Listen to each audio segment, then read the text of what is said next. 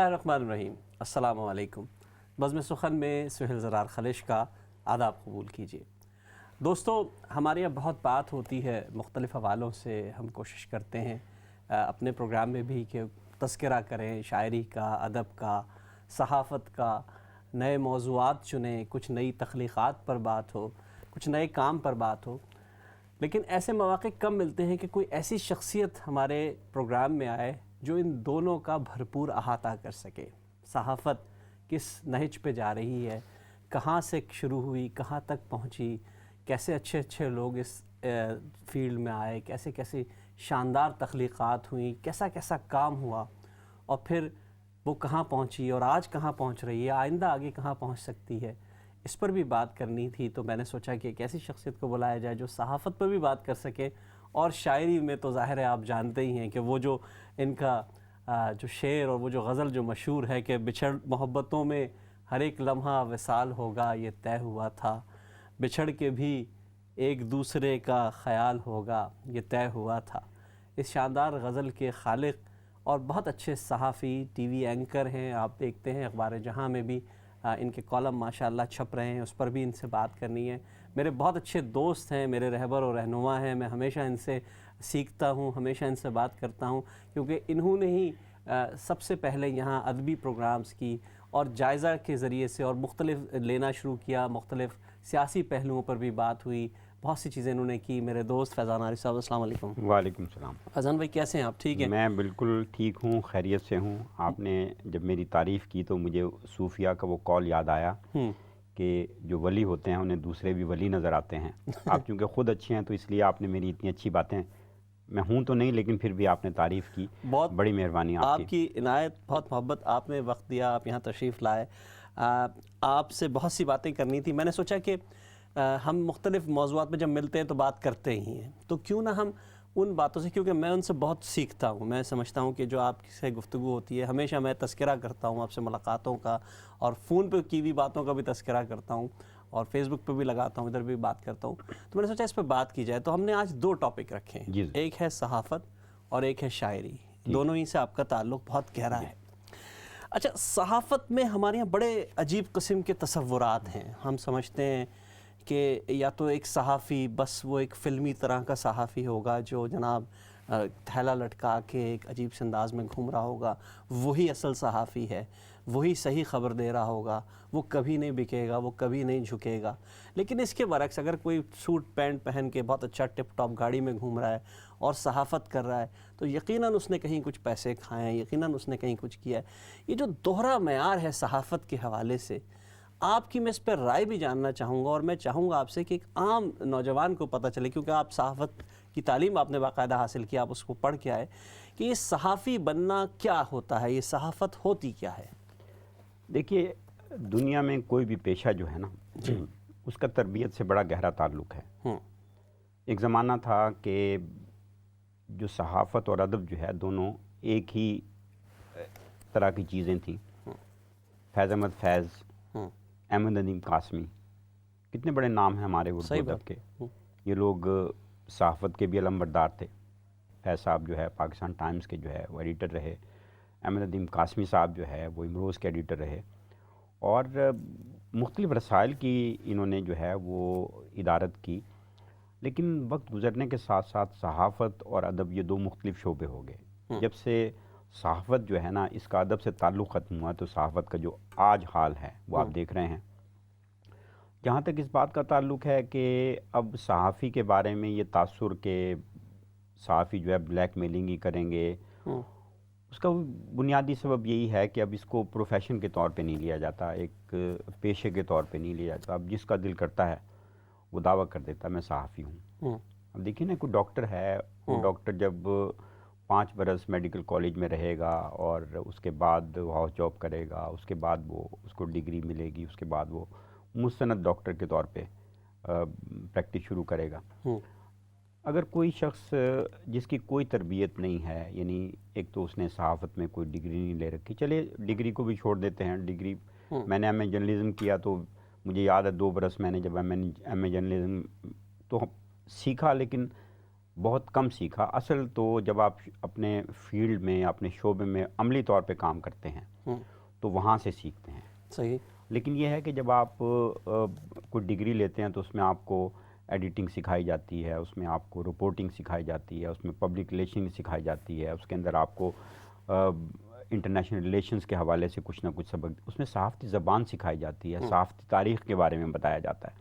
تو یہ ساری چیزیں جب پڑھا دی جاتی ہیں آپ کو تو آپ کے ذہن میں کوئی نہ کوئی مثبت چیز رہ جاتی ہے. صحیح. جب آپ عملی طور پہ صحافی بنتے ہیں پڑھنے لکھنے کے بعد تو کم از کم آپ صحافتی اقدار کا ضرور خیال رکھتے ہیں. چلیے ماں کے پیٹ سے تو کوئی بھی نہیں سیکھ کے آتا. صحیح بات ہے. تو رفتہ رفتہ آپ تربیت سے آپ سیکھتے ہیں کہ تربیت آپ کی ہوگی. کہیں سے آپ نے کسی اخبار میں کام اپرینٹس کے طور پہ کام شروع کیا, سب ایڈیٹر کے طور پہ کام شروع کیا, آپ کو پروف ریڈنگ سے لے کے ایڈیٹنگ, ترجمہ, یہ ساری چیزیں. لیکن اصل مسئلہ یہ ہوا کہ جدید دور کی میں بات کر رہا ہوں کہ لوگ جو ہے نا وہ راتوں رات چاہتے ہیں کہ وہ جاوید چودھری بن جائیں, راتوں رات یہ چاہتے ہیں ارشاد احمد حقانی بن جائیں, راتوں رات یہ چاہتے ہیں احمد فراز بن جائیں, راتوں رات پروین شاہ. یہ تربیت اور سیکھنے کا یہ بے صبری جو ہے نا, اس بے صبری نے بڑی خرابیاں پیدا کی ہیں. اچھا, اس میں تو ایک سوال اور اٹھتا ہے اسی کے سے جڑتا ہوا ہے. مطلب ہر فیلڈ میں جیسے آپ نے کہا کہ 5 سال میڈیکل پڑھو گے تو ڈاکٹر بنو گے, یہ کرو گے, دوسرا کرو گے. ہم یہ دیکھتے ہیں کہ ڈاکٹر, وکیل اور عام شعبے سے تعلق رکھنے والے چھوڑ کے وہ میڈیا کے اندر اینکر بننے کو ترجیح دے رہے ہیں.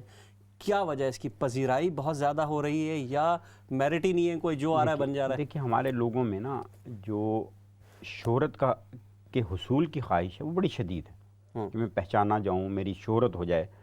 حالانکہ وہ شہرت کی بجائے بدنامی ہو جاتی ہے ایک طرح سے. صحیح بات ہے. ہاں. تو وہ جب آپ کے پنجابی میں کہتے ہیں جب آپ کے اندر ایک شہرت کا ہوکا جو ہے جی, یا شدید طلب جب بیدار ہوتی ہے تو پھر آپ خیال نہیں رکھتے کہ اخلاقیات کیا ہیں, پھر آپ خیال نہیں رکھتے کہ جو آپ کہہ رہے. اچھا, میں بدنام نہ ہوں گے تو کیا نام نہ ہوگا. میں تو یہ کہتا ہوں کہ جو لوگ ٹی وی پروگرام کرتے ہیں, یعنی ایک شخص ہے, فرض کیجیے میں ڈاکٹر نہیں ہوں, میں یہاں اسٹیتھوسکوپ لٹکا کے آپ کے پروگرام میں بیٹھ جاؤں تو لوگ دیکھنے والے کہیں گے کہ ہاں بھئی یہ سفید گاؤن جس نے پہنا ہوا ہے, اس نے یہ ڈاکٹر ہی ہوگا.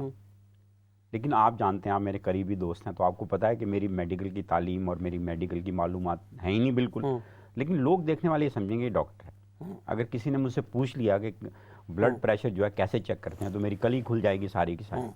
تو اسی طرح سے بہت سارے لوگ ہیں جن کی تربیت بھی نہیں ہے, لیکن ان کی خواہش ہے کہ ہم جلدی سے جلدی مشہور ہو جائیں, جلدی سے جلدی ہم. اب اس میں پتہ نہیں کہ مشہور ہونے کے بعد ان کو اب پہلے تو یہ تھا نا کہ ٹی وی چینلز کے ذریعے سے لوگ کوشش کرتے تھے کسی طرح سے ان ہو جائیں اس میڈیا کی انڈسٹری میں. اب وہ اس سے بھی مبرہ ہو گیا. اب سوشل میڈیا نے سب کچھ دیکھیے نا, اب آپ ٹی وی کا پروگرام کر رہے ہیں, اتنے عرصے سے کر رہے ہیں, اور ایک سے ایک مہمان بلاتے ہیں اور مختلف موضوعات پہ گفتگو کرتے ہیں.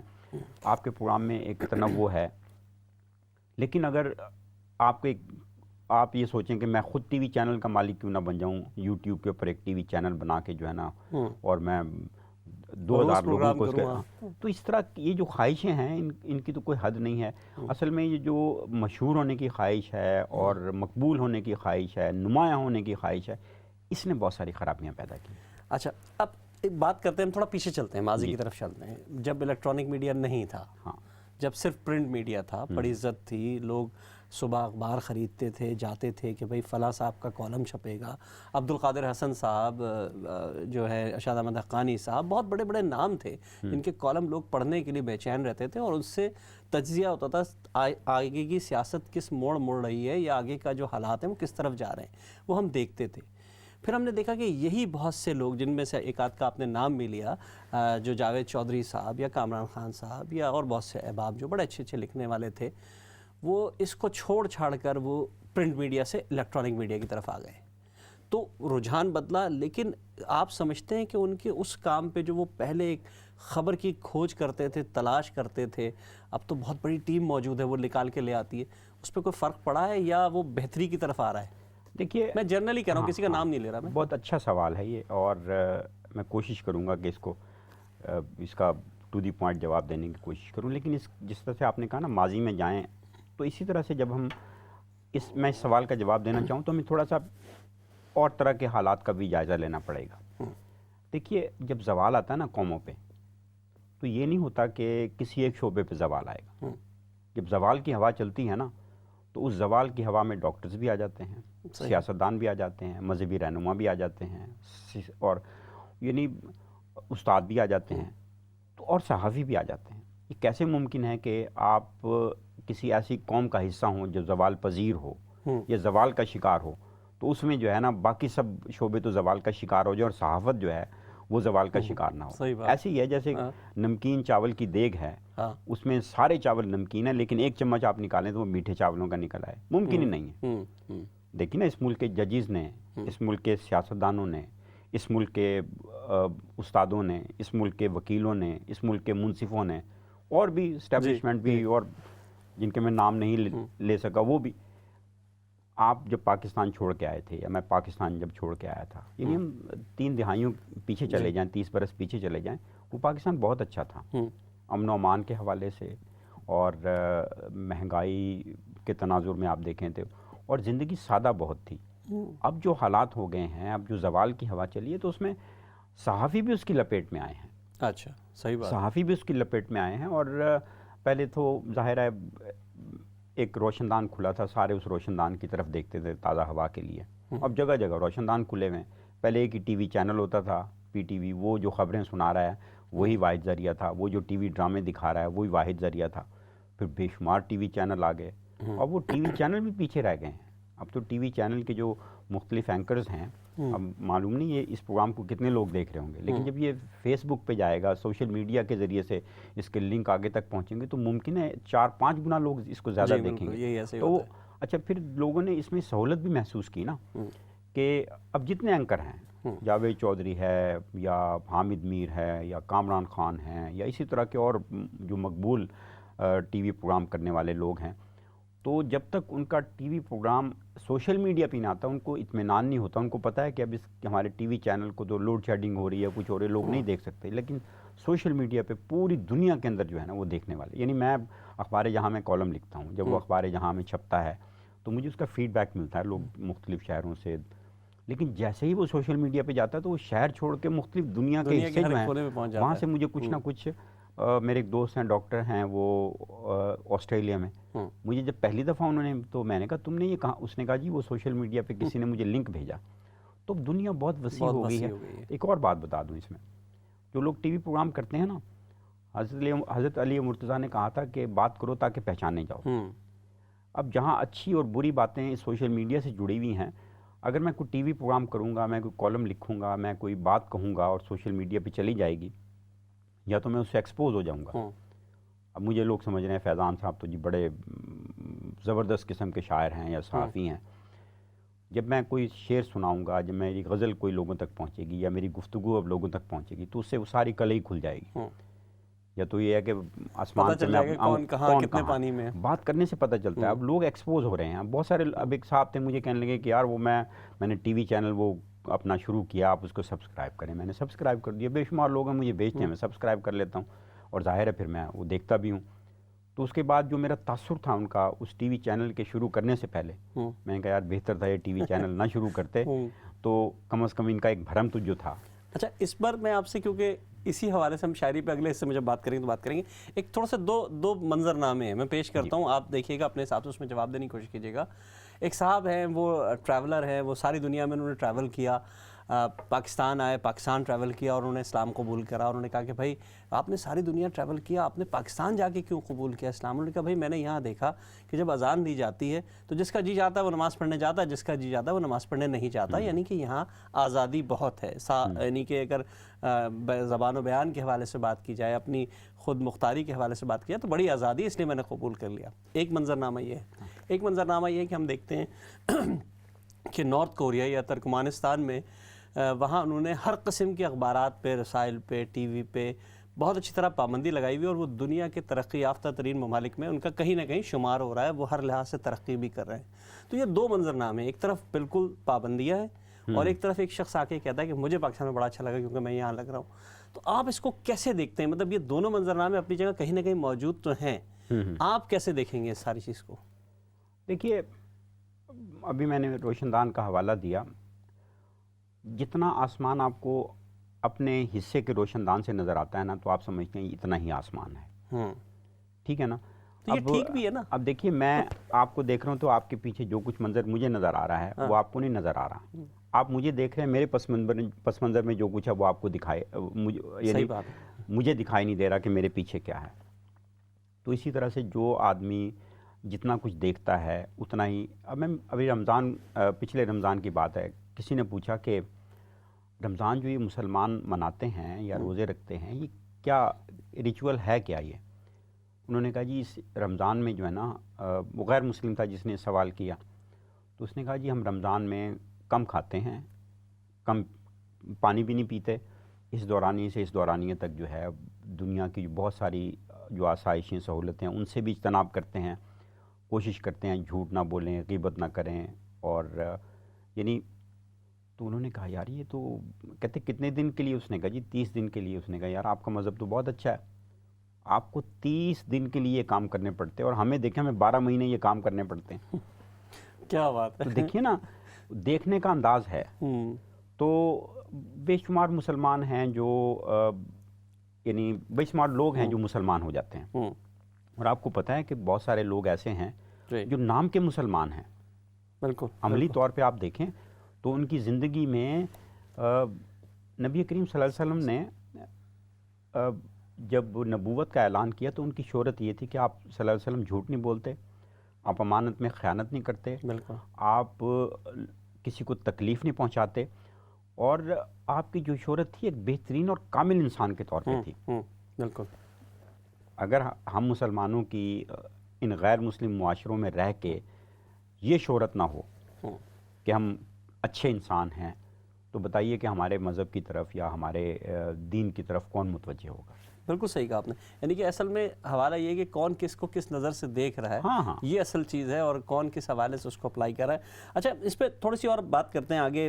ہم نے جب تذکرہ کیا کہ پرنٹ میڈیا سے الیکٹرانک میڈیا آیا اور بڑے بڑے شخصیات بہت بڑے بڑے بت بن گئے ایک طرح سے، اور ان کو ہم نے تراش لیا اور ہم نے کہا کہ بس جناب، ایک وقت ہوتا تھا کہ 8 سے 9 کا ٹائم پرائم ٹائم ہوتا تھا، ڈرامے آتے تھے اور پورا پاکستان اپنے سارے کام کاج بند کر کے، جب ایک ہی ٹی وی چینل تھا، بیٹھ کے دیکھتے تھے. اس کے بعد جب بہت سارے چینلز ہوئے تب بھی یہی ہوا، رجحان تھا. لیکن پھر یہ دور آیا کہ ٹی وی ڈرامے ایک طرف ہو گئے، سب ایک طرف ہو گیا. صرف وہ جو نیوز کے اوپر خبریں، وہ جو ایک لڑائی جھگڑا ہوتا تھا، جو ایک گفتگو ہوتی تھی، جو ایک بات چیت ہوتی تھی، اس کو لوگوں نے دیکھا، اس کو آگے بڑھایا، اور اس کی وجہ سے لوگوں کی شخصیات کو پوجا تک گیا. پھر انہی شخصیات کے پتلے جلے. کبھی ایک موڑ یہ بھی آیا جب ان کی باتیں پتہ چلی. تو یہ جو تضاد ہے، یہ جو شخصیات کے اندر جو تضاد، آپ نے تذکرہ کیا کہ صحافی بھی عام معاشرے کا حصہ ہوتے ہیں، لیکن میں نئے آنے والوں کے لیے جو صحافت میں آنا چاہتے ہیں ان کو بھی تو کوئی معیار بنانا ہوگا نا. وہ تو آپ کو یا دوسروں کو یا جو پرانے لوگ ہیں ان کو دیکھ کے ہی کوئی معیار بنائیں گے. تو وہ کیا معیار بنائیں، کیسے سوچیں، وہ اپنے آپ کو کیسے لے کے چلیں؟ بہت عمدہ سوال ہے یہ. دیکھیے 2 حصے ہیں سوال کے. پہلا حصہ تو یہ ہے کہ ہمارے ہاں اس طرح سے خبروں کی طرف اور کرنٹ افیئرس کے پروگرام کی طرف کیوں لوگ زیادہ ڈرامے چھوڑ کے یہ کیوں دیکھتے ہیں؟ ایک تو آپ کو یہ دھیان میں رکھنا چاہیے کہ ہماری قوم کا مزاج کیا ہے. ہماری قوم کا مزاج جو ہے نا، وہ ہماری قوم تماشائی مزاج کی ہے. اگر کوئی شخص کھمبے پہ چڑھا ہوا باپڈا کا کوئی آدمی وہ تار ٹھیک کر رہا ہوگا تو سب کو پتہ ہے تار ٹھیک کر رہا ہے وہ. آپ دیکھیے نیچے قطار لگا کے لوگ قطار میں جھمگٹے میں کھڑے ہوئے ہیں، اگر بڑے نہیں تو بچے کھڑے ہوئے دیکھ رہے ہیں کہ اچھا یہ تار کیسے ٹھیک کر رہا ہے. ابھی پچھلے دنوں بڑی یعنی سوشل میڈیا پہ بعض اوقات اتنی دلچسپ چیزیں آ جاتی ہیں. کراچی کا ایک منظر ہے، یہ کچھ مہینے پہلے کی میں بات بتا رہا ہوں. ایک پل ہے، ظاہر ہے کراچی میں بڑے بڑے پل بن گئے ہیں، اوور ہیڈ برج بن گئے ہیں. تو کسی سمجھدار آدمی نے اپنی قوم کا مزاج بتانے کے لیے یہ کیا کہ اس نے موٹر سائیکل روک کے پل کے نیچے، 2 آدمی تھے، انہوں نے بالکل، اور پل ہے وہ 2 رویا پل ہے، ادھر سے بھی بے شمار ٹریفک جا رہی ہے، ادھر سے بھی آ رہی ہے. تو اس نے موٹر سائیکل کھڑی کر کے وہ نیچے جھانکنا شروع کر دیا. یقین مانیں سہیل صاحب کہ 4-5 منٹ کے بعد وہاں ایک اور موٹر سائیکل رکی، پھر ایک اور موٹر سائیکل رکی، اور یہ ہوا کہ جو لوگ ویگن اور کار میں جا رہے تھے وہ بھی رک کے نیچے جا، حالانکہ نیچے کچھ بھی نہیں ہو رہا تھا. ہماری قوم کا مزاج یہ وہ تماشائی ہیں. اگر لوگ یعنی 3 جماعتوں کے لوگ بیٹھ کے ٹی وی پروگرام کے اندر، ایک نواز شریف کی جماعت کا، ایک پیپلز پارٹی کا، اور ایک عمران خان کا یا کسی اور جماعت کا، وہ ایک دوسرے کی ماں بہنیں کر رہے ہوں گے نا، وہ مزاج تماشائی ہے نا. وہ کہتے ہیں یہ ڈرامے سے بھی زیادہ دلچسپ. اور میں تو اس بارے میں بڑا واضح، یعنی میں کہتا ہوں کہ دیکھیے ایک ٹی وی پروگرام چل رہا ہے، اس میں 3 جماعتوں کے لوگ ہیں، یعنی اس میں پیپلز پارٹی ہے، مسلم لیگ نون ہے، یا تحریک انصاف بھی سمجھ لیں اس کا بھی ایک نمائندہ ہے، سب دعوے کر رہے ہیں کہ یہ ہماری لیڈرشپ نے اس ملک کے لیے بڑا کچھ کیا، یعنی اس میں بلکہ پرویز مشرف کی بہت سارے حامی۔ بھئی اللہ کے بندو، اگر آپ کی سیاسی قیادتوں نے اس ملک کے لیے کوئی اچھا کام کیا تو یہ گاڑی منزل کی طرف جانی چاہیے تھی نا، یہ تو ریورس گیئر لگا، اس کا مطلب ہے کسی نے کچھ اچھا نہیں کیا، اگر اچھا کیا ہوتا تو ہمارا فاصلہ ہماری منزل سے کم ہونا چاہیے تھا، تو اس لیے لیکن لوگ جو ہیں چونکہ وہ تماشا دیکھنے کے بڑے شوقین ہیں، تو وہ تماشا ہو رہا ہوتا ہے، اور وہ ایک تو یہ حصہ، یعنی ہماری قوم کا مزاج جو ہے نا وہ تماشائی کا۔ دوسرا نئی نسل کو کیا کرنا چاہیے جو صحافت کی طرف، دیکھیے وہی بات کہ جلد بازی جو ہے نا، یہ آپ محبت میں بھی جلد بازی کریں گے نا تو بالآخر جو ہے نا آپ جلدی آپ کا جو ہے نا وہ جہاز جو ہے لینڈ ہو جائے گا۔ صبر جو ہے نا وہ بڑا اہم ہے، یعنی میں اپنی مثال دیتا ہوں، دیکھیے جب میں نے، اب مجھے نہیں معلوم ہمارا وقفے پہ جانے کے لیے 3-4 منٹ ہیں یا ابھی ہیں، میں نے صحافت شروع کی، میں نے گریجویشن کیا تو میرے پاس 2 راستے تھے کہ میں ایم اے جرنلزم کروں یا ایم اے صحافت کروں، میں نے فیصلہ کیا ایم اے صحافت کرنا چاہیے۔ جیسے میں نے ایم اے صحافت میں داخلہ لینے کے لیے سلسلہ شروع کیا، میں نے ایک اخبار میں اپرینٹس کے طور پہ کام شروع کر دیا، وہاں انہوں نے مجھے کہا جی یہ اس وقت بٹر پیپر پہ خبریں لکھی جاتی تھیں اور وہ مسودہ ہوتا تھا، کہتے جی اس کو آپ پروف ریڈنگ کریں۔ جب پروف ریڈنگ کا تھوڑا سا تجربہ ہو گیا، انہوں نے کہا اب اس کی ایڈیٹنگ کریں، ایڈیٹنگ خبر آ گئی، اس کی ایڈٹ کر کے اس کی سرخی نکالیں، 2 کالم کی 3 کالم کی۔ پہلے ہم سرخی نکالتے تھے، پتہ چلتا تھا یار یہ تو 5 کالم کی سرخی، ظاہر ہے کاتب لکھتے تھے تو وہ تو اتنے لفظ آ جاتے تھے کہ وہ تو 2 کالم کیا، وہ تو 5 کالم۔ پھر وہ انہوں نے بتایا کہ جب آپ خبر کی سرخی نکالیں تو یہ دھیان میں رکھیں، اور ایک سخت پابندی تھی کہ کوئی لفظ انگریزی کا نہیں آنا چاہیے۔ اچھا، سرخی میں کوئی لفظ انگریزی نہیں، کوئی انگریزی نہیں ہو، کہ الیکشن نہیں لکھنا، انتخابات ہی لکھنا ہے۔ بلکہ ان دنوں نجکاری کا بڑا لفظ تھا، تو وہ کہتے تھے پرائیویٹائزیشن اور اسی طرح سے ہوائی اڈہ، یہ ساری چیزیں بھی مستعمل تھیں، لکھی جاتی تھیں، لوگ سمجھتے تھے۔ تو وہاں سے تربیت، پھر وہ اس کے بعد ہمارے پاس خبریں آنی تو انہوں نے ہمیں ترجمے کے لیے خبریں دینی، بلکہ بعض اوقات ریڈیو مانیٹرنگ کرتے تھے، بی بی سی کو سنتے تھے، اور تو کہتے تھے اب جلدی جلدی خبر یہ اس کا، وہ ہم نے جو بھی خبر وہاں چل رہی ہوتی تھی لبے لباب لے کے اس کی خبر بنانی۔ تو تربیت کے مرحلے سے پھر اس کے بعد ہمیں رپورٹنگ کے لیے بھیجنا، رپورٹنگ کے تو مرحلہ وار اسی طرح سے۔ اور میری خوش بختی یہ ہے کہ میں ریڈیو پہ بھی کام کرتا رہا ہوں، تو وہاں وہ تھوڑا سا تلفظ کا بھی معاملہ بہت زیادہ، یعنی ریڈیو پہ آپ کو لائیو آن ایئر آنے کے لیے اتنے مرحلوں سے گزرنا پڑتا تھا، اس کے بعد پھر آپ کی اپروول ہوتی تھی کہ ہاں یہ لائیو جو ہے نا آ سکتا ہے۔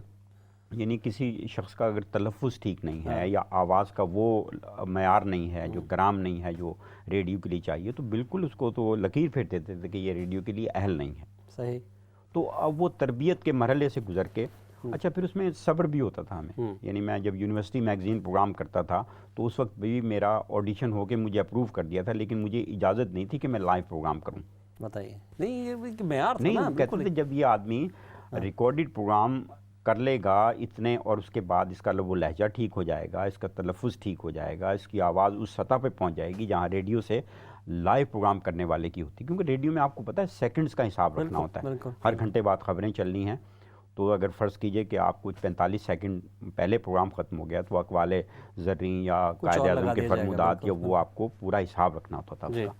تو یہ تربیت ہے، اور تربیت کے بغیر، اگر تربیت کے بغیر آپ، بلکہ میں تو کہتا ہوں تربیت کا ایک بڑا آسان ذریعہ یہ بھی ہے، جب آپ ٹی وی پروگرام کریں، ریڈیو پروگرام کریں، سوشل میڈیا پہ کوئی آپ کو جنون ہے کہ آپ بہت بڑے اینکر بن گئے ہیں، تو آپ اپنا پروگرام خود ایک دفعہ دیکھیں اور یہ سمجھیں کہ یہ پروگرام کسی اور نے کیا ہے، صحیح، پھر آپ دیکھیں، پھر آپ کو اندازہ ہوگا کہ یار یہ اگر کسی اور نے پروگرام کیا تو اس میں کتنی خوبیاں کتنی خرابیاں ہیں۔ بلکہ میں نے اس دن آپ سے گفتگو میں بات کر رہا تھا کہ مشتاق احمد یوسفی نے لکھا ہے کہ روز قیامت جب جزا و سزا کے معاملات طے ہو جائیں گے تو پھوڑ عورتیں جو ہیں ان کو ایک یہ بھی سزا دی جائے گی کہ ان کو ان کے ہاتھ کے بنے ہوئے کھانے کھلائے جائیں گے۔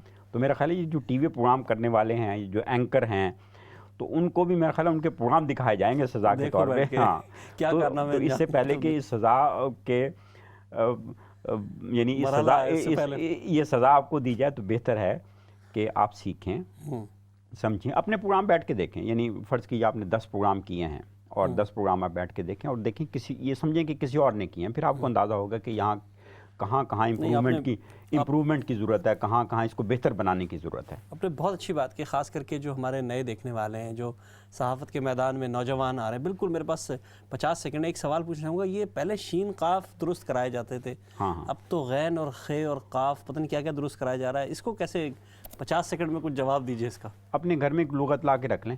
مطلب بچے کیونکہ میرے خیال میں رومن اردو پڑھ رہے ہیں، ان کے لیے بڑا مسئلہ ہو رہا ہے۔ اپنے گھر میں پہلے تو ہر اخبار کے دفتر میں ایک لغت ہوتی تھی، جنگ لندن میں نے اتنی مدت کام کیا ہے اور اخباروں میں کام کیا، وہاں لغت ہوتی تھی، کہیں کوئی بحث ہوئی کہ یہ لفظ صفت ہے یا صفت ہے، اور یا یہ لفظ جو ہے، اور بہت سارے لفظ تھے، تو وہ کہتے تھے لغت دیکھ لو، اس لغت میں تلفظ بھی دیا ہوتا تھا، زیر کے ساتھ ہے، زبر کے ساتھ ہے، تو وہ معیار ہوتا تھا۔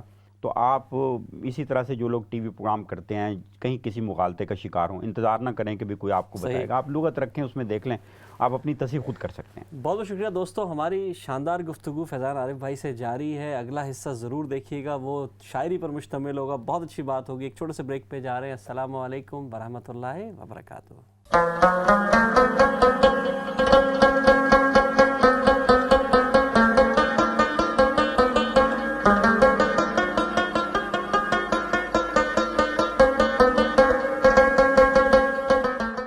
بہت بہت شکریہ ناظرین، وقفے کے بعد ہمیں دوبارہ جوائن کرنے کے لیے ہمارے درمیان فیضان عارف صاحب موجود ہیں۔ بہت اچھی گفتگو ہو رہی تھی، صحافت پر بات ہوئی، خاص کر پاکستانی صحافت کے حوالے سے انہوں نے اپنے تجربات بھی بیان کیے، انہوں نے یہ بھی بتایا کہ نوجوان اگر آگے آنا چاہیں تو ان کو زبان و بیان کے حوالے سے اپنے آپ کو کس طرح تیار کرنا ہوگا اور کس طرح ان مراحل سے گزرنا ہوگا۔ بڑی اچھی گفتگو ہوئی۔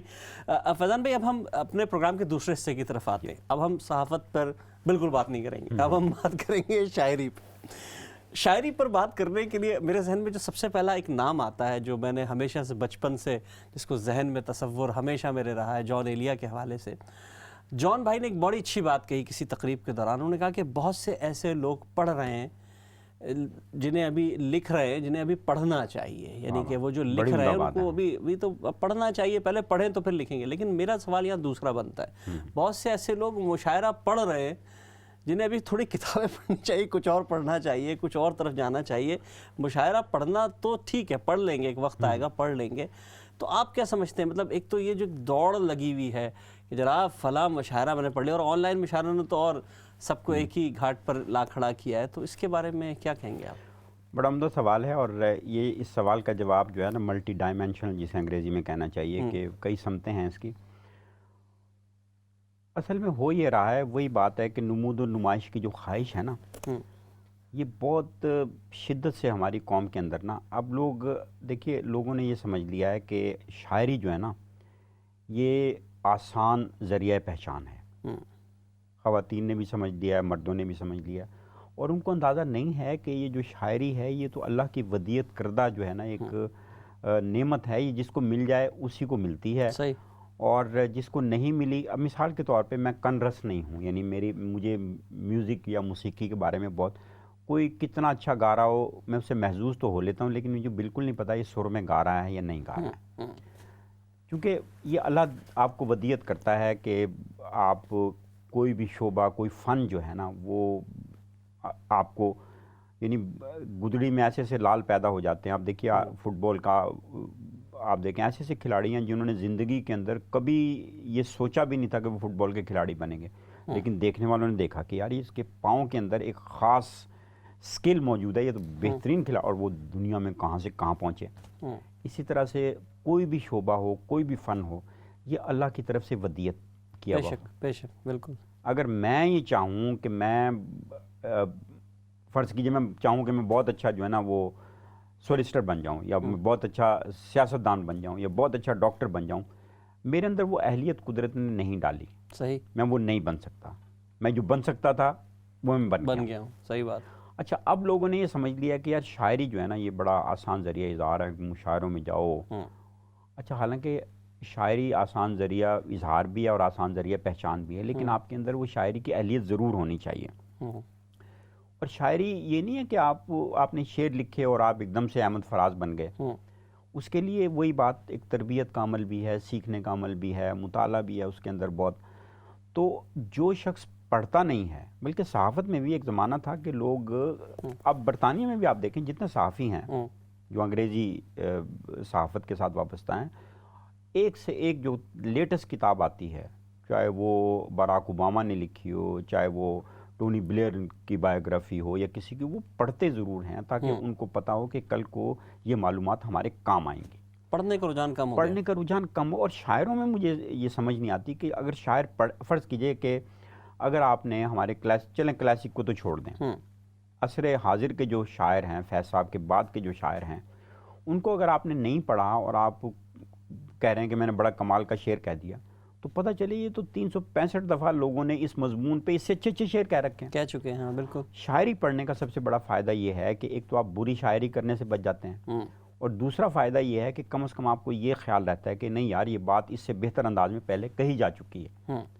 تو اگر آپ اچھا، پھر وہی بات آ جاتی ہے کہ آپ شعر لکھتے ہیں تو آپ کا مطمع نظر کیا ہے؟ شعر لکھ کے اگر یہ مطمع نظر ہے کہ جی شہرت مل جائے گی، مشاعروں میں واہ واہ ہو جائے گی، وہ ایک دوسری بات ہے۔ اگر شعر لکھنے کا مقصد یہ ہے کہ یار میں اپنی کیفیت کا اظہار کر رہا ہوں، میری بات کا ابلاغ لوگوں تک ہو رہا ہے، کوئی پسند کر رہا ہے، کوئی پسند نہیں کر رہا، یہ ایک دوسرا معاملہ ہے۔ صحیح۔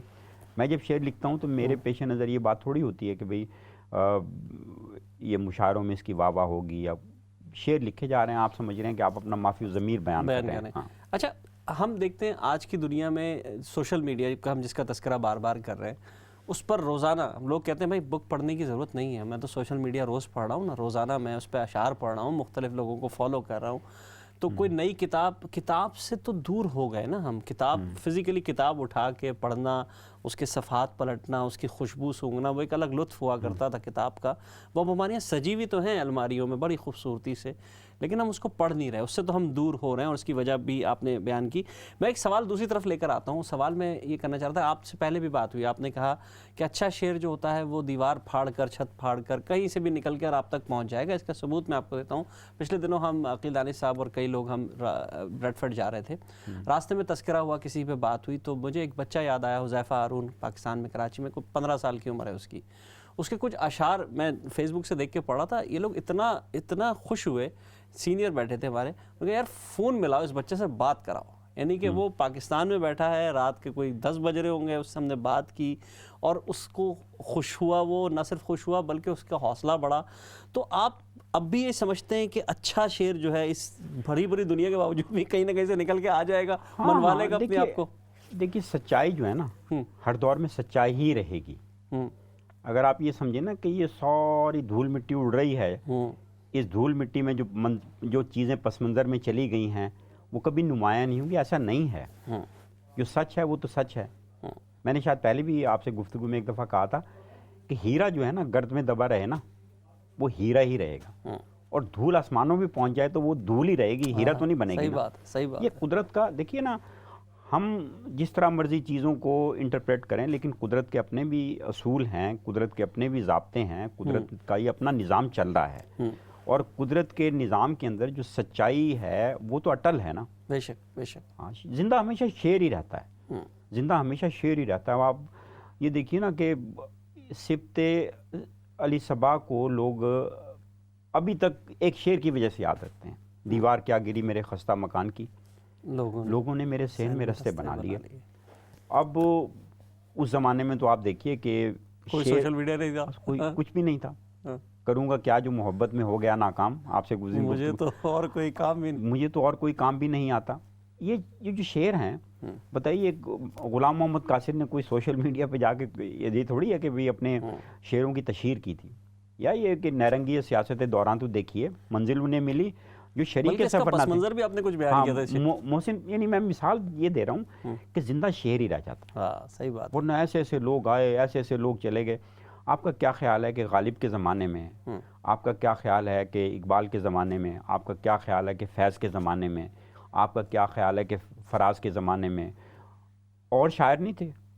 اینٹ اکھاڑو تو درجنوں، سینکڑوں، ہزاروں شاعر نکلتے ہیں، لیکن زندہ تو وہی رہے گا نا، نام تو اس کا حوالے کے طور پہ لیا جائے گا جس کا شعر کے اندر سچائی ہے، جس کے شعر کے اندر جان ہے۔ اچھا، 2 سوالات ہیں جو میں آپ سے کرنا چاہتا ہوں، یقینی طور پہ یہ ایک پورا موضوع ہے جس میں پورے پروگرام ہو سکتے ہیں، لیکن میں چاہوں گا آپ کا پوائنٹ آف ویو مختصراً اس پہ آ جائے تاکہ پھر ہمارے لیے آئندہ کے لیے آسانیاں بھی ہو جاتی ہیں۔ ہم ہمیشہ سنتے آ رہے ہیں، بہت عرصے سے سنتے آ رہے ہیں کہ برطانیہ جو ہے وہ اردو کی تیسری بستی ہے، اردو کی تیسری بستی۔ اب اردو ہندوستان پاکستان ظاہر ہے وہاں بولی بھی جاتی ہے، پڑھی جاتی ہے، لکھی جاتی ہے، سمجھی جاتی ہے، ساری بات ہوتی ہے، لیکن اردو کی تیسری بستی یہ واقعی کوئی حقیقت ہے، فسانہ ہے، مفروضہ ہے، یا صرف اپنے خوش کرنے کے لیے غالب خیال اچھا ہے؟ کیا ہاں یہ بڑا اچھا سوال ہے، لیکن پہلے سوال میں تھوڑا سا میں ایک اضافہ کرنا چاہوں گا جی کہ ہمارے جو ابھی آپ نے پہلے جو سوال کیا تھا، ہمارے شاعر جو پڑھنے لکھنے سے دور ہو گئے ہیں نا، یا ہمارے صحافی جو پڑھنے لکھنے سے دور ہو گئے ہیں، ہم یہ سمجھتے ہیں کہ اگر ہمیں بریانی پسند ہے تو پوری دنیا بریانی کھاتی ہے. صحیح. ایسا نہیں ہے. اگر ہم کتابیں پڑھنا چھوڑ گئے ہیں، ہم کتابیں نہیں خریدتے، یا ہم جو ہے وہ کتابوں کو یہ سمجھتے ہیں اب ان کی ضرورت نہیں رہی، تو پوری دنیا نے کتابیں پڑھنا چھوڑ دی ہیں، پوری دنیا ایسا نہیں ہے.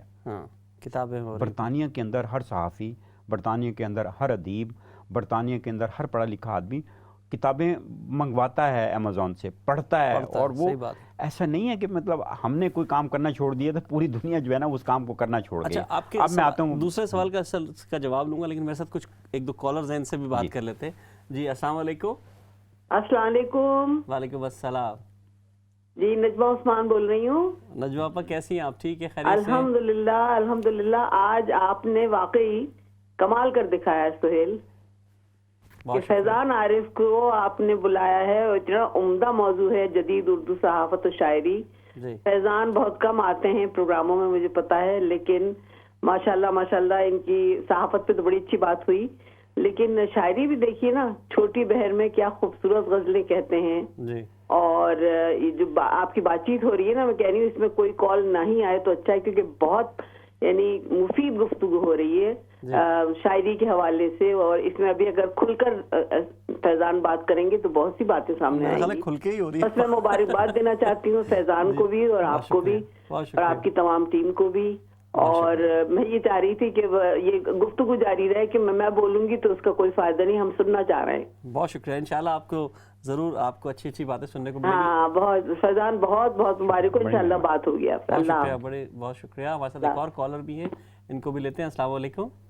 السلام علیکم ورحمۃ اللہ وبرکاتہ. وعلیکم السلام جناب، کیسے ہیں آپ؟ ٹھیک ہیں؟ اللہ کا فضل ہے. فیضان بھائی کیسے ہیں؟ جی الحمدللہ میں بالکل خیریت سے ہوں. زبیری صاحب بالکل ہمارے پڑوسی ہونے کے باوجود ملاقات نہیں ہوتی. اچھا آپ ذرا آپ نے کوئی جو باتیں کی اس میں سے میں نے کچھ اخذ کیا ہے کہ ہم میں سے اکثر لوگ جو ہے 3 شینوں کا ہم جناب اس میں 3 شین اگر لگائیں تو ہم اس قسم کا ہمارا مزاج ہے. ہم اکثر شغلی ہیں، شکی ہیں اور شرارتی ہیں. تو اس پر تھوڑی سی تمہید باندھ دیجیے گا. السلام علیکم ورحمۃ اللہ وبرکاتہ. بہت شکریہ جناب آپ کی کالز کا. بہرحال شغلی، شرارتی اور شکی تو بات کریں گے، لیکن آپ اس سوال کے دوسرے حصے پہ آ رہے تھے.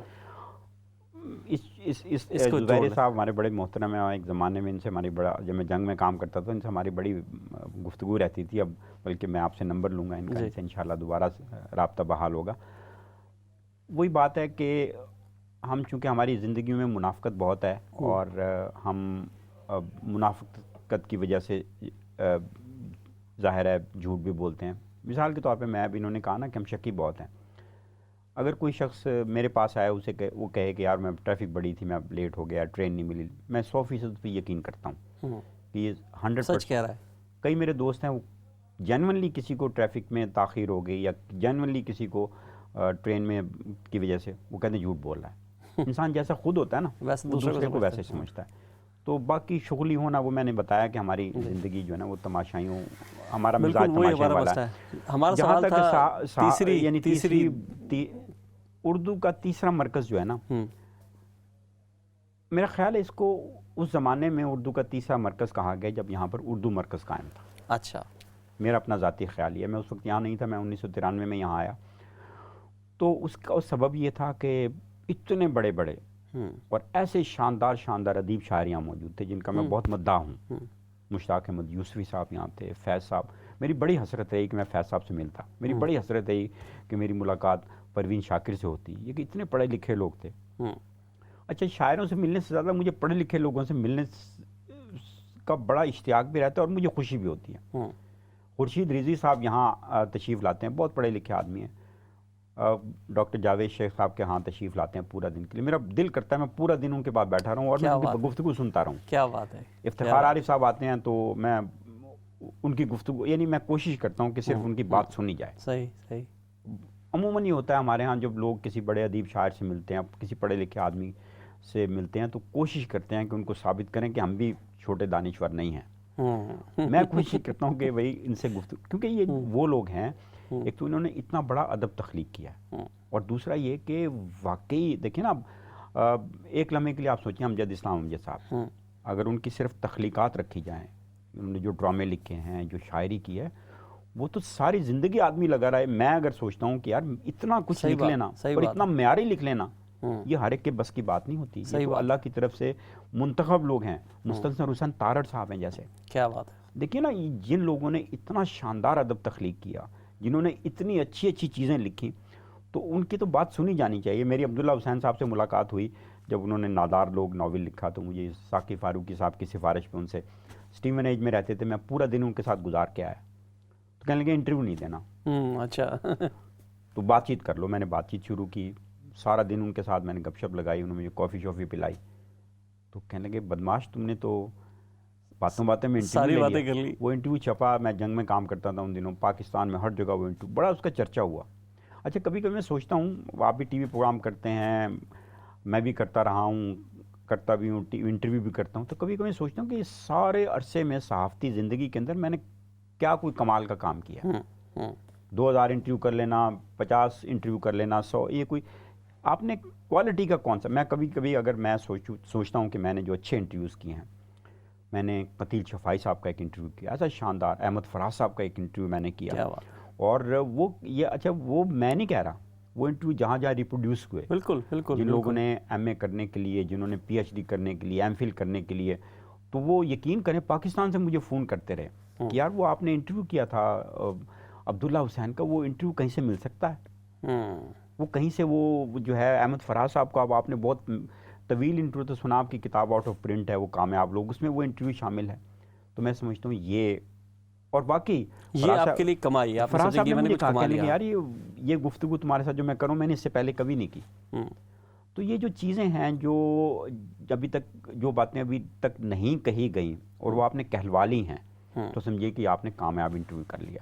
صحیح. اور اس کے لیے ضروری ہے کہ آپ جس سے بات کر رہے ہیں اس کے بارے میں آپ کو واقفیت ہونی چاہیے. اچھا, آپ نے بڑے سینئر لوگوں کے نام لیے جو یہاں لندن میں موجود تھے, بہت بڑے پیمانے پہ یہاں اردو مرکز بھی موجود, اور بہت سی تنظیمیں بھی موجود, بہت کام ہو رہا ہے, لیکن وہ کام صرف مشاعروں کی حد تک تھا, یا کچھ کانفرنسز ہوتی تھیں, یا کوئی آپ سمجھتے ہیں کہ اردو کے لیے واقعی کوئی کام, یعنی کہ کوئی اسکول کھولا جاتا, کوئی ادارہ بنایا جاتا, کوئی. ہاں, بڑا اچھا سوال. دیکھیے اس میں میں نے ذکر کیا نا کہ اردو مرکز کی وجہ سے یہ اردو کا تیسرا بڑا مرکز کہلایا. جب اردو مرکز یہاں تھا تو ایک طرف تو تقریبات ہوتی تھیں, اور ظاہر ہے اردو مرکز تو ابھی بھی موجود ہے, بی سی سی آئی جو تھا اس کے بڑے وسائل تھے, اس کی وجہ سے پوری دنیا سے جہاں جہاں اردو کے بڑے لوگ تھے وہ آتے تھے, اور ظاہر ہے مجلسی زندگی بہت شاندار ہوتی تھی وہاں. تو اس کے بعد اس زمانے میں بھی جن لوگوں نے اردو کی تدریس کے حوالے سے کام کیا, میں سمجھتا ہوں کہ اس کو نظر انداز نہ کیا جانا چاہیے. اور اس وقت دیکھیے نا کہ محمود ہاشمی صاحب نے بچوں کے لیے اردو کے قاعدے لکھے, عقیل دانی صاحب کی بیگم نے جو ہے بدر دانی جو تھیں, انہوں نے اردو کے بڑے شاندار قاعدے لکھے.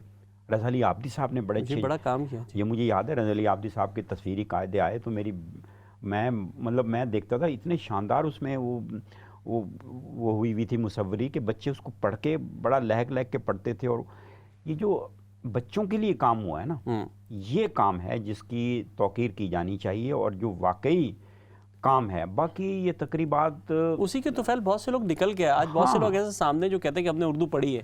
اچھا, اردو کے جو مشاعرے تقریبات ہیں, ان سے بھی کچھ نہ کچھ, ایک تو یہ ہے کہ اردو کی تقریبات کرانے والوں کا اپنا رانجھا راضی ہوتا ہے, ان کی اپنی وہ ہوتی ہے, لیکن ساتھ ساتھ کچھ نہ کچھ فائدہ ہوتا ہے کہ اردو کے نام پہ چلیے پاکستان ہائی کمیشن میں, یا پاکستان سینٹر کے اندر, یا اسی طرح برطانیہ کے مختلف شہروں میں جو تقریبات ہوتی ہیں, مشاعرے ہوتے ہیں, تو چلیے اردو کا ذکر ہو رہا ہے نا اردو کے نام پہ.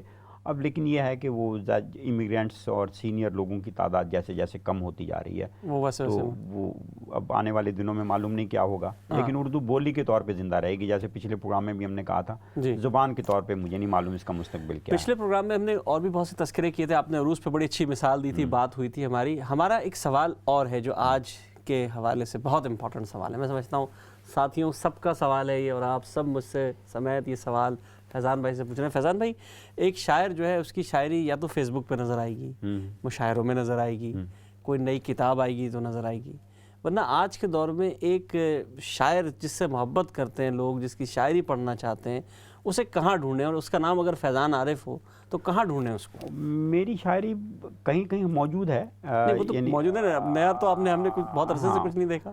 اور نئی چیزیں جو ہے وہ مشتاق احمد یوسفی صاحب کہتے تھے کہ جب آپ کچھ نیا لکھیں تو پال میں لگا کے رکھیں، جب وہ پک جائے تو. اب میری کتاب ظاہر ہے چھپنے والی ہے، چھپ جائے گی سال کے آخر تک، تو اس میں میری نئی شاعری بھی ہوگی. مشاعروں سے کوئی کٹی ہے آپ کی؟ نہیں مشاعروں، اچھا میں بہت مشاعروں میں جاتا رہا ہوں، اب نہیں جا رہے نا دنیا بھر میں. لیکن جب سے اب وہ پہلے یہ ہوتا تھا کہ مشاعرے کا کم سے کم معیار یہ تھا کہ کوئی بے وزن شاعر اس میں نہ ہو. اب یہ ہو گیا ہے کہ 25 شاعر ہیں تو اس میں 3 شاعر وزن میں پڑھنے والے ہوتے ہیں اور باقی 20 شاعر بے وزن نہیں، بے تکے. اب دیکھیں نا، میں اگر مشاعروں میں جاؤں تو مجھے کیا ضرورت ہے میں 20 بے تکے اور بے وزن شاعروں کو سنوں وہاں جا کے. صحیح. میں ہمیشہ یہ کہتا ہوں مشاعروں میں شاعر 4-5 شاعر ہوں، اچھے شاعر ہوں. ایک زمانے میں پاکستان سوسائٹی جو آکسفورڈ میں ہے وہ مشاعرے کراتی تھی، 3 شاعروں کو بلاتی تھی اور ان سے کہتی تھی آپ ہمیں آدھے گھنٹے شعر سنائیں. کیا بات ہے. گھڑی رکھ کے وہ کہتے تھے آدھے گھنٹے. جیسے وہ جوش صاحب کے بارے میں تھا نا کہ آپ کتنی شراب پیتے ہیں، گھڑا رکھ کے پیتے ہیں یا گھڑی رکھ کے پیتے ہیں؟ وہ کہتے ہیں میں گھڑا رکھ کے پیتا ہوں. تو اسی طرح وہ گھڑی رکھ کے سامنے وہ یہ کہتے تھے کہ آدھے گھنٹے آپ نے شعر سنانے. اور واقعی شاعر کو شعر سنانے کا بھی لطف آتا تھا. اور آدھ گھنٹے جب آپ شاعری سناتے ہیں آپ کی شاعری کے بارے میں لوگوں کا ایک تاثر بن جاتا ہے کہ یار اچھا شاعر ہے یا برا شاعر ہے. تو اب وہ ہے کہ اس 1.5 گھنٹے کے مشاعرے کے اندر 25 شاعر ہیں تو، اور اس میں اکثر تک بند ہیں، تو پھر ایسے مشاعروں میں جانے میں دوسروں کا وقت ضائع کرنے سے کوشش کرتا ہوں، مطلب دوسروں کا وقت ضائع نہ کروں. نہیں لیکن اتنے دیکھیں نا، پھر یہ جو کنارہ کشی کر لینا یا اس کے حال پہ چھوڑ دینا، یہ تو ادب سے دوستی نہیں. ادب دیکھیں نا، اور لوگوں کو بھی تو موقع ملنا چاہیے جنہیں جنون ہے مشاعروں میں. موقع دے رہے ہیں آپ پھر. چلیے کبھی نہ کبھی تو وزن میں کہنے لگ جائیں گے نا. با وزن ویسے وزن میں تو ہیں. اچھا ویسے مجھے ایک بات بڑی سہیل صاحب بڑی حیرانی ہوتی ہے، مجھے پتہ آپ کیوں پوچھ رہے ہیں. آپ دیکھیے کئی شاعر ہیں جو بالکل بے وزن ہیں اور بالکل یعنی انہیں شاعری کے اچھی بری شاعری کی تمیز ہی نہیں، لیکن ایک دم سے وہ ایسے شعر کہنے لگتے ہیں. ہاں سر یہ بڑا المیہ ہے. اچھا یہ مجھے بڑی حیرانی ہوتی ہے. میں نے کئی شاعروں کو دیکھا ہے کہ انہیں، آپ کو تو صرف حیرانی ہوتی ہے نا، مجھے حیرانگی بھی ہو رہی تھی کبھی کبھی. کئی لوگ ہیں جو اچھا شعر کہنا تو کجا، اچھے شعر کو وزن میں نہیں پڑھ سکتے تھے، لیکن ایک دم سے وہ ایسی عمدہ شاعری کرنے لگتے ہیں.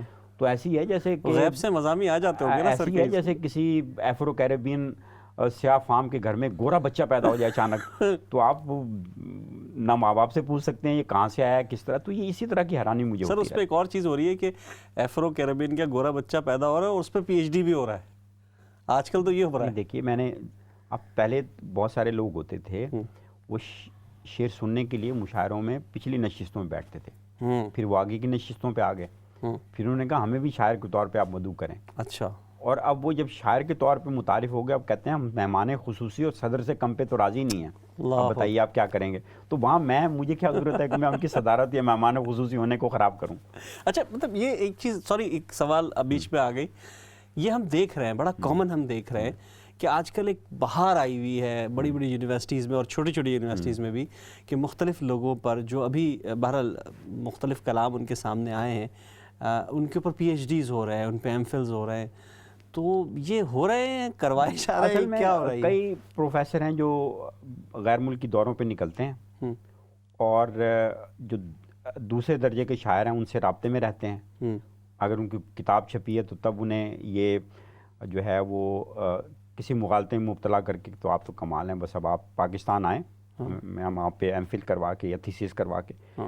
تو وہی میں نے بات کہی نا کہ جب زوال آتا ہے تو یہ ضروری تو نہیں نا کہ وہ یونیورسٹی کی جو تعلیم ہے یا کالج کی تعلیم ہے اس پہ زوال نہ آئے، باقی سارے شعبے زوال کا شکار ہو جائیں. ایک زمانے میں آپ کو پتہ ہے کون شعری مجموعہ چھپاتے تھے؟ وہ لوگ شعری مجموعہ چھپاتے تھے جو یہ سمجھتے تھے کہ اب ہم پوری زندگی میں شعر لکھنے کے بعد اس قابل ہوئے ہیں کہ اب ہمارا شعری مجموعہ لوگ تاکہ اس میں کوئی سکم، اس میں کوئی خرابی نہ ہو، تاکہ اساتذہ اس کی طرف انگلی نہ اٹھا سکیں. صحیح. اب تو آپ دیکھیے کہ وزٹنگ کارڈ کی طرح کتاب پیش کی جا رہی ہوتی ہے، بلکہ وہ بھی چھوڑ دیے، کلیات آنے لگ گئے ہیں. اللہ اکبر. اور وہ لیکن یہ ہے کہ چلیے چل رہا ہے جیسا ہو رہا ہے. میں چونکہ بہت منفی، اچھا بالکل میرے پاس منفی پن میں نہیں ہوں، لیکن میں کہتا ہوں ٹھیک ہے، جس دیے میں ایک جان منٹ ہوگی رہ گیا، وہ مجھے دیا پتہ رہ ہی نہیں تھا، جائے گا. باتوں میں آپ سے گفتگو میں ہم نکل گئے. کچھ چند اشعار اگر آپ سنا دیں مجھے تو. اب مجھے بتائیے کتنا وقت ہے آپ کے پاس؟ میرے پاس 1 منٹ ہے. 1 منٹ. اب چلیے میں 1 منٹ کے اندر 2-3 شعر ابھی نجمہ عثمان صاحبہ نے کا چھوٹی بہر میں آپ کو سنا دیتا ہوں. 3-4 شعر ہی ہیں. تیری آنکھوں میں کس کی صورت ہے، تیری آنکھوں میں کس کی صورت ہے، اس وضاحت کی کیا ضرورت ہے، اس وضاحت کی کیا ضرورت ہے، کیا ضرورت ہے. کارواں رک گیا ہے سانسوں کا. شعر دیکھیے. کارواں رک گیا ہے سانسوں کا، یہ بھی ہجرت کی ایک علامت ہے. کارواں رک گیا ہے سانسوں کا، یہ بھی ہجرت کی ایک علامت ہے. اور تجھ کو محسوس کر لیا ہے بہت، واہ، تجھ کو محسوس کر لیا ہے بہت، اب تجھے دیکھنے کی حسرت ہے. تجھ کو محسوس کر لیا ہے بہت، اب تجھے دیکھنے کی حسرت ہے. اور شعر دیکھیے مقطع ہے. ابن آدم ہوں اس لیے فیضان، ابن آدم ہوں اس لیے فیضان، مجھ کو پیغمبروں سے نسبت ہے. ابن آدم ہوں اس لیے فیضان، مجھ کو پیغمبروں سے نسبت ہے. واہ واہ، بہت خوب بہت خوب بہت خوب. ناظرین، فیضان بھائی بہت بہت شکریہ آپ کا اس تقریب میں آنے کا، اس محفل میں آنے کا. ایک 4 چاند انہوں نے لگا دیے. مجھے بھی بڑا مزہ آیا. کوئی ایسا بندہ آئے جس سے بات کرنے کا لطف آئے. ہم تو خود سیکھنے والے ہیں، طالب علم ہیں، اور ایسے لوگ آئیں جن کا تجربہ، جن کی ساری زندگی اسی کام میں گزر گئی، صحافت میں، شاعری میں، تو بڑا لطف آتا ہے. عام حالات میں بھی جب میری فیضان بھائی سے بات ہوتی ہے اور گھنٹوں ہوتی ہے کبھی کبھار، تو ہم بہت لطف لیتے ہیں. جو پچھلا دور گزرا جب ہم سب گھروں پہ بیٹھے ہوئے تھے، بڑی اچھی گفتگو. بہت شکریہ فیضان بھائی آپ کی آمد کا. دوستو، ہمارے یہ سلسلہ انشاءاللہ جاری رہے گا. اگلے ہفتے ہم پھر کوشش کریں گے کسی بہت اچھے سے مہمان کو آپ کے سامنے لے کر آئیں، ان سے بات چیت کریں. ہاں مجھے اندازہ ہے فیضان بھائی سے ہم بہت ساری شاعری نہیں سن سکے، لیکن میں سمجھتا ہوں کہ جتنی ہم نے ان سے گفتگو کی، اگر ہم اس پر بھی عمل کر سکیں، اس سے بھی کچھ سیکھ سکیں، تو شاعری سے انسان سیکھتا ہی ہے. تو ہمیں بھی ضرور اس سے سیکھنا چاہیے اور سیکھنے پر عمل بھی کرنا چاہیے. اپنا بہت خیال رکھیے گا. اگلے ہفتے پھر آپ سے ملاقات ہوگی. السلام علیکم ورحمۃ اللہ وبرکاتہ.